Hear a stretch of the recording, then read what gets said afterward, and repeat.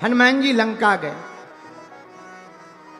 लंका में हनुमान जी को 3 बाधाएं मिली जाते समय। पहले मिली सुरसा। सुरसा नाम अहिन की माता, ये पहली बाधा। पर दूसरी बाधा मिली सिंह का। निश्चर एक सिंधु मह रही। और तीसरी बाधा मिली हनुमान जी को लंकनी। 3 बाधाएं मिली। अच्छा देखो कितना अच्छा संकेत है इस कथा से। जब भी कोई भक्ति के मिलने के लिए या भगवान से मिलने के लिए भक्ति के मार्ग पर बढ़ता है तो 3 बाधाओं को पार करना पड़ता है। और जो तीनों बाधाओं को पार कर लेता है वही भक्ति माता का पता लगा पाता है। हनुमान जी ने भक्ति माता का पता 3 बाधाओं को पार करके किया, पाया। आहा, अब हनुमान जी समुद्र के किनारे पहुंच गए। बोलो सीताराम। पर्वत के ऊपर बैठ गए। हनुमान जी ने सोचा आ तो गए, लेकिन दिन में जाएंगे पकड़े जाएंगे, राक्षस बड़े खतरनाक है। रात को जाएंगे तब तक देख भी ले पर्वत कितने हैं। जब राम जी आएंगे तो युद्ध कहां से करना है, क्या मटेरियल है, क्या मामला है। इसलिए हनुमान जी शाम के समय के पहले पहुंच गए। पर पहले ही समुद्र के किनारे त्रिकूट पर्वत, 3 पर्वत हैं, सुवेल नाम के पर्वत पर हनुमान जी बैठ गए लंका में। अब बैठे छिपकर। कितनी अद्भुत बात है। देखो हनुमान जी बलवान हैं फिर भी छिपकर बैठे। बल का मतलब ये नहीं है कि हर जगह दिखाते ही फिरो। भक्त कई हमारे सेवादार ऐसे हैं, भगत जहां जाओ वहीं दिखते हैं। अच्छा सेवादार दिखते हैं, सेवा नहीं दिखती। सेवादार दिखते हैं, सेवा नहीं दिखती है। ऐसा सेवादार किसी काम का नहीं है कि जो खुद तो दिखे पर सेवा ना दिखे। सेवादार कौन है? सेवा दिखे पर सेवादार नहीं दिखना चाहिए। हनुमान जी यही है। हनुमान जी छिपकर बैठे। क्यों? अरे बड़ा काम करने के लिए खुद को छिपना पड़े तो छिप जाना चाहिए, पर सेवा को सामने आना चाहिए। हनुमान जी बैठ गए। अब हुई शाम। बगल में एक गुफा थी।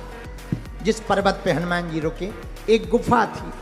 गुफा में हनुमान जी ने देखा एक कोई उल्टा लटका है, उल्टा जंजीर से बंधा है, उल्टा लटका है। हनुमान जी ने पूछा तुम भाई उल्टे क्यों लटके हो, बीमारी है क्या कोई? गुफा में उल्टा लटका हुआ व्यक्ति बोला हमें कोई बीमारी नहीं है। तो हनुमान जी बोले पर बंधे क्यों हो? अरे बोले रावण के कारण। रावण के कारण क्यों? अरे बोले महाराज हमारा नाम शनि देव है। शनि देव तुम्हारी ये दुर्दशा। महाराज क्या बताएं, ये रावण बड़ा खतरनाक है। इसको डर है कि कहीं अगर हम सीधे रहे, दृष्टि ना कर दें, लंका बर्बाद ना हो जाए। तो ये इतना चतुर है, बड़ा बुद्धिमान है। जब सबको बंदी किया तो सबको तो अपने महल में बंधन में रखा है, लेकिन हमें यहाँ बाहर उल्टा लटका रखा। उल्टा। हनुमान जी बोले तो फिर कोई दिक्कत ही नहीं है। शनि देव बोले कैसे दिक्कत नहीं है, पेट की आंतें सिर में आ गए, तुम कह रहे दिक्कत नहीं है, हम हैरान है। हनुमान जी बोले वो तो अपने अपना प्रभाव है, कोई बात नहीं, आशीर्वाद है। अरे शनि देव बोलो हमें आशीर्वाद नहीं चाहिए, सीधा कर दो।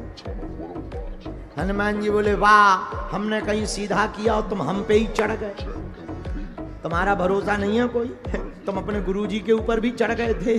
तो शनि बड़ा खतरनाक होता है। कल के दिन हम सीधा करें तुम हम पे ही चढ़ जाओ तो आए तो हैं हम कुछ और काम के लिए, पता लगे बुद्धि और खराब हो जाए, हम भैया खतरा मोल नहीं ले सकते हैं। शनि देव बोला महाराज, उल्टा लटका हुआ बोला महाराज तुम्हारी तो छोड़ो, तुम हमें सीधा भर कर दो। जो तुम्हारी भक्ति करेगा उस भगत की तरफ भी हम कभी जिंदगी में टेढ़ी निगाह से नहीं देखेंगे।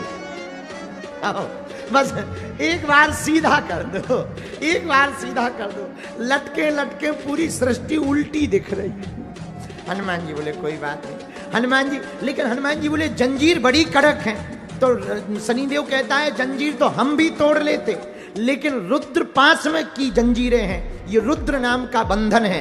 हनुमान जी बोले तो कोई दिक्कत नहीं। हनुमान जी ने एक स्पर्श किया, जंजीर खुल गई, शनिदेव सीधा खड़ा हो गया। तो शनिदेव कहता है महाराज ये जंजीर तो रुद्र पास का बंधन है, शिव का बंधन है, इसे कौन तोड़ सकता है? हनुमान जी बोले उनमें और हम में अंतर ही क्या है? शंकर सुमन केसरी नंदन, शंकर जी ही हनुमान जी महाराज। शनिदेव बोला जय हो जय हो। हनुमान जी बोले काओ कैसो लग रहा हो? अरे बोले महाराज अब सिस्टम फिट हो रहा हो, पहले उल्टा होगा तो पूरे मशीनें उल्टी हो गई थी, BP high pressure blood BP सब उल्टा सिस्टम काम कर रहा था। अब सेटअप जम रहा है, अब ठीक ठाक आ रहा है। तो महाराज हमने जो वचन दिया है हम भूलेंगे नहीं। हनुमान जी बोले भूल भी मत जाना, नहीं तो हम फिर उल्टा लटकवा देंगे। लेकिन एक बात बताओ, हाँ रावण ने इतना बुरा किया, तुम क्या करोगे? शनिदेव बोला महाराज आपने बंधन खोल दिया, अब आप चिंता मत करो, बंधन खुलते ही हम राम का बंधन करेंगे और राम जी का बंधन करके रावण के ऊपर उल्टी निगाह करेंगे। कितना भी बड़ा बलवान बना है, बना रहने दो, इसके वंश में आग लगाने वाला भी नहीं बचेगा।